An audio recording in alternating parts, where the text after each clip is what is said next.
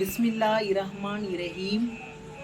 அமீருல் மோமினின் இமாம் ஜாஃபர் சாதிக் அலைஹி ஸலாத்து வஸலாம் அவர்கள் அறிவிக்கின்றார்கள், நெருப்பின் 4 வகைகளையும் அதற்குரிய விளக்கங்களையும் கூறியுள்ளார்கள்.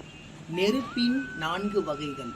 முதல் வகை நெருப்பு உண்ணவும் செய்யும், பருகவும் செய்யும். 2ஆம் வகை நெருப்பு உண்ணும், ஆனால் பருகாது. 3ஆம் வகை நெருப்பு பருகும், ஆனால் உண்ணாது. 4ஆம் வகை நெருப்பு உண்ணாது, பருகாது என்று கூறி அதற்கு விளக்கம் கூறியுள்ளார். முதல் வகை நெருப்பு உண்ணவும் செய்யும், பருகவும் செய்யும். இதற்கு சான்று மனிதர்கள் மற்றும் விலங்குகள். மனிதர்களிடமும் விலங்குகளிடமும் உள்ள உணர்ச்சிகள், மன இச்சைகளால் ஒரு மனிதனும் விலங்கும் உண்ணவும் செய்கின்றான், பருகவும் செய்கின்றான். இது முதல் வகை நெருப்பிற்கு எடுத்துக்காட்டு. 2ஆம் வகை நெருப்பு உண்ணும், ஆனால் பருகாது. இதற்கு சான்று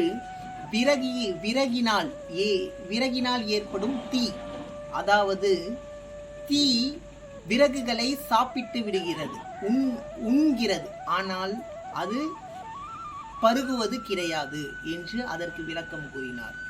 3ஆம் வகை நெருப்பு பருகும், ஆனால் உண்ணாது.